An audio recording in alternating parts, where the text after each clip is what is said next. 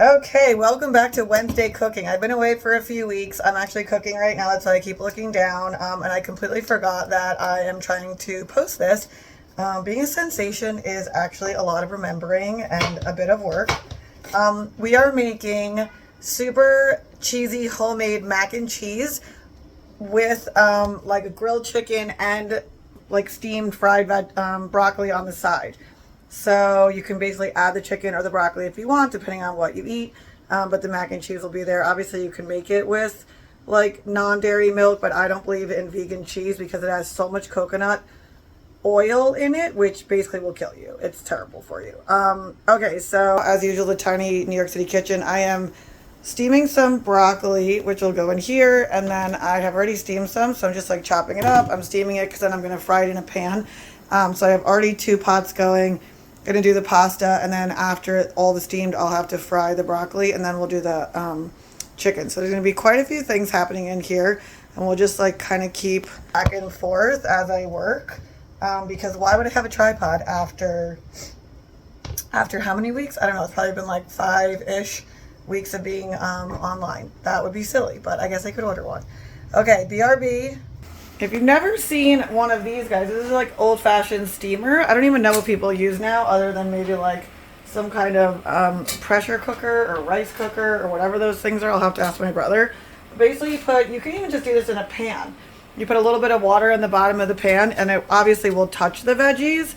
And here the idea is to put the water just below the bottom line so that the water isn't actually cooking the veggies. It's the steam, because it's steamed veggies. But if you don't have it, I've definitely thrown them right on the pan with water and then covered it and whatever. It's kind of steaming / boiling, I guess. So yeah, it works and they're delicious. Okay, hold on till I finish steaming all the broccoli, and then I will show you about sauteing them. That's the word, not fried. And hopefully we can make it out of this with less than 4 pans. I don't know, let's see. We're back. I have sort of rigged a tripod. So the pasta is in. Should have put the timer on. Let's go 8 minutes. Don't use extra utensils, just stir the pasta with the broccoli. Okay, so this guy has been steaming, which is great. I'm transferring it to the pan so I can just directly, come on, friend. So I can just directly fry it. Not fry it. Saute it. Saute it. Okay. And you can see there's only like a little bit of water in here. So the idea is when you put this in, the water should just go to the very bottom, not come over. So since it's been steaming, physics would tell us there's less water in the pot. So put a little bit more in. So I have one more round to go, and then the idea is that I'm going to saute this with some garlic and oil and salt, so that's like really flavorful, and it'll be basically maybe even some of that Trader Joe's yummy everything bagel. I don't know, something. We'll do a little seasoning. Maybe Spike. If you haven't heard of Spike, this is amazing. My mom used to use this when I was growing up. We'd always put it on popcorn. It's like a mixed seasoning, but it's salt free. It's made just from a million different things. No salt added. So there's literally 100 things on here. Toasted onion, roasted. I can't speak today. When can I? Garlic, orange powder, dill, kelp, horseradish, mustard flour, orange and lemon peel, celery, and that's only a third of the way through. There's just like so many vegetable powders in here. It's absolutely delicious. So like you get the flavor of some kind of all seasoning, and obviously it has this like salted idea, like brings more flavor, but there's no salt in it. And so this is super, super yummy. So I found it on Amazon and I've been using it on a bunch of stuff. Hello, nostalgia. Okay, we're gonna do one more round of the raw broccoli being steamed. Woo-hoo. And then the pasta you don't need if you don't know how to make pasta. But one tip I will give you should definitely put salt in the water. I always put a little bit of oil because then it's not sticky and you don't have to stir it every 2 seconds. But salting the water is very Italian, and it definitely just makes it so that you get a little bit of like flavor in there. Although if you're making homemade, maybe don't salt it because your homemade recipe is probably amazing and you don't need it. All right, BRB for sauteing of broccoli and then chicken. And then, oh my gosh, we still have to make the roux, they call it, R-O-U-X, I'm assuming is roux. for the macaroni and cheese. Okay, I just got the pasta out. I'm gonna try and put it in this bowl because I need this pot. I need this pot to make the roux. So I'm thinking, well, where can you put this when you only have one sink and no counter space? Maybe I have to put it in here for a minute. Hot. So I can, oh wait, this is still going. Those look done. This is not on. Let's put these in here for our last set of, you know, let's just do it this way. Our last set of broccoli. And then, you know, cooking in a small kitchen. It's actually a really good sized kitchen for a New York City apartment, but I try to clean up my station in between.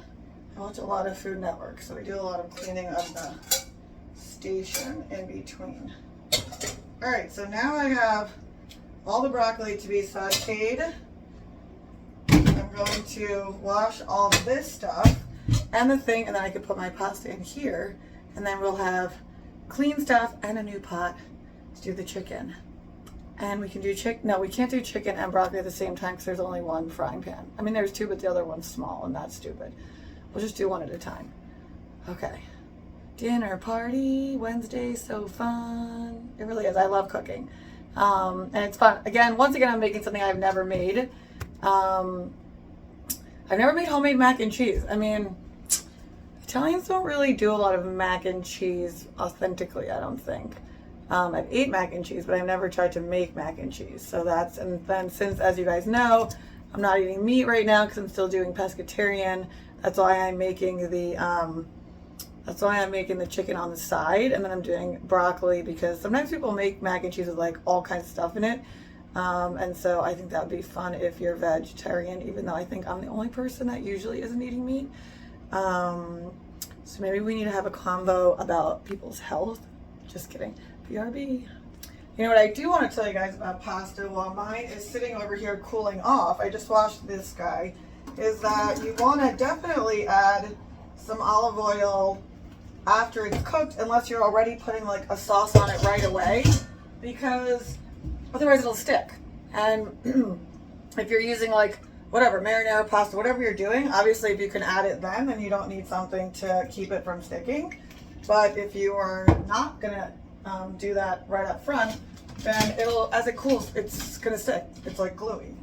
So you want to put a little bit of olive oil in and mix it. It's also good not to cover it right away, because when you cover the pasta, the heat stays in, so it'll continue to cook. Like any properly domesticated Italian girl who's allowed to leave the house, I know that pasta should be cooked a little bit al dente, which means that it's not going to be too chewy. It's actually going to be a little bit on the firmer side because it just tastes better that way. And then also there's always going to be a little bit of cooking that happens even after it comes out of the pot. So it'll be absolutely perfect. So you got a little bit of olive oil in here so it won't get too sticky. And then I'm going to let it mildly cool off, but obviously I'm not going to put it in the fridge. I'm not going to cover it right away because in this situation, I still have to go make the cheese and then mix it all together. Fold it in. For those who watch Schitt's Creek, that is a Schitt's Creek plug. Fold in the cheese. I guess we'll be kind of pouring it in because it'll be mixed, but I mean, come on, LOL. You can't not take an opportunity to do the fold in the cheese, David. How do you fold? Okay, so this is great. So I'm just going to set this aside. It's not going to get sticky and it's not going to cool off too much. If it starts to, maybe after like 30 minutes, I'll put a light aluminum foil over, not like tight so it doesn't cook too much. And I'm going to do the broccoli, saute the broccoli and the chicken. I'll show you that. And then we'll do the cheese sauce at the end and pour it in, and I'm sure it'll taste fantastic, but your guess is as good as mine how this will work because I've never made it before. Okay, so what I'm doing really quick is I have some garlic. I don't know if you've ever seen one of these. It's a garlic smasher, or maybe officially called a crusher. put the garlic clove in here, and you see the garlic come out. And while I definitely am trained in mincing garlic, this is much faster and easier, and you really don't have to touch the garlic. So then take it out. We have all the garlic. I did about 4 cloves, so it's really nice. And I already have garlic. Okay. Now let me hold on one second. In order to not use another pan or remove this so I could heat up the garlic and everything, what I'm going to do is just, gas is amazing. If you don't have gas stove, it's like cooking isn't really happening. And again, this is grandma style, as we always say. So we're just like, we know what we have to do. We want oil to be warm. We want garlic to be sauteed and add flavor. And so usually we do the garlic and oil first, and then you would add your food. But again, I'm not going to remove this and get another pan dirty. This is New York kitchen and style cooking. And also I don't have, what is the name of the person that cleans the kitchen other than me? In a restaurant, the dishwashers.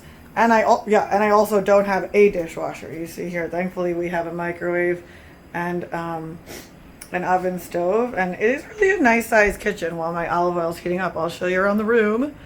But there's definitely no dishwasher. There's not room for one. I actually tried to buy a countertop one, but then there would be no counter space because it's almost as wide.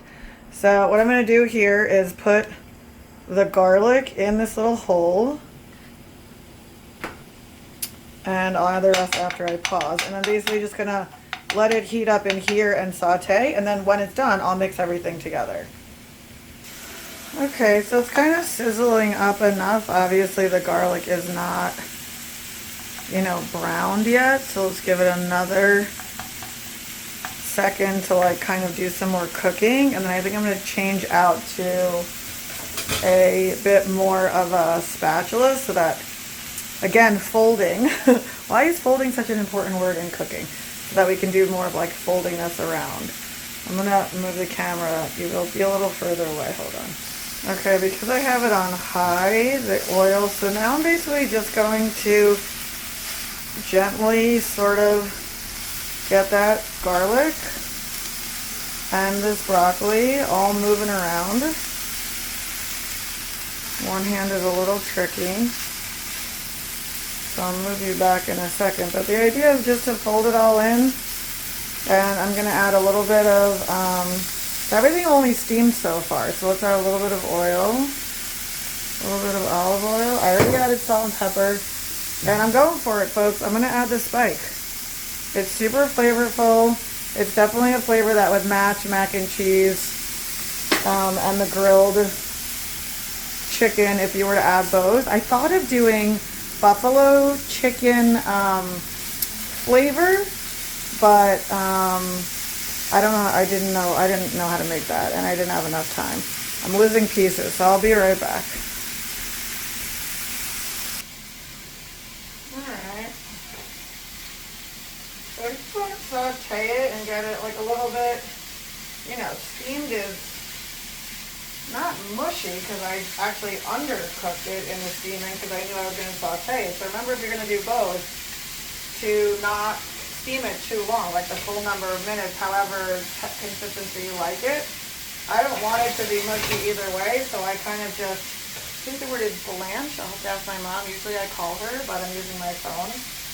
I'll have to figure out a way that we can make the mama call for help, which I do almost every Wednesday, while still using my cell phone. Okay, so basically maybe I sort of blanched more or less, but I definitely did not super steam it so that I could then saute it, and again, it still won't be mushy. And I really am just like trying to get a little bit of a flavor in there now. So I use olive oil, we use some spice, some salt and pepper, and I mean it's already cooked, but you can see it's starting to kind of brown, which doesn't need to happen. Actually, you probably can't see. Anybody wants to send me a tripod, let me know. Alright, I'm going to turn this down. I think this is almost done. It looks really good. Let me taste a piece. It's gonna be super hot. It's a terrible idea.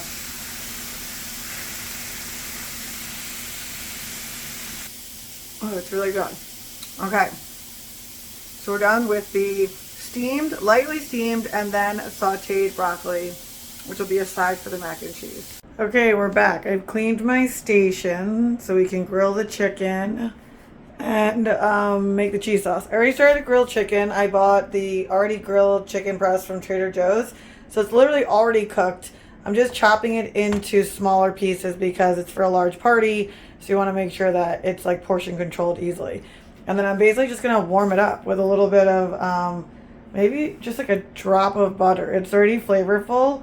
And so that part will be done and it'll be warmed up. And I have the broccoli. This is a little trick if nobody's ever done it. I usually use the oven or the microwave to keep stuff warm. That I only want to have to like slightly warm up later. So yeah, we're pretty much gonna move to the cheese sauce next. So that's pretty much it. Just really rewarming it a drop so that it's not cold, and then it'll be room temperature or warm when I get there. I also almost ate a piece. Whoops. Thankfully I did not. But yeah, this is really easy. This definitely makes it just, I refuse to cook. Even before I wasn't eating meat, I am not making raw chicken. It's just so gross. Definitely not doing it. It's been years.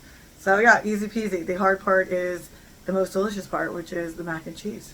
I wasn't gonna video this, but I was taking everything to Suyash's for dinner party and realized I forgot the milk and the cheese to make the cheese part. So I ran all the way home, which proves I am not in shape. And then I was gonna walk back and still be a few minutes late. And now it has started raining. So now I need to run back. It's literally downpouring. I mean, like, what does this mean? OMG. All right, dinner party or bust. Did I mention I'm carrying the entire Trader Joe's bag? It's definitely torrentially downpouring. Oh my goodness, you guys. Oh, it's so amazing.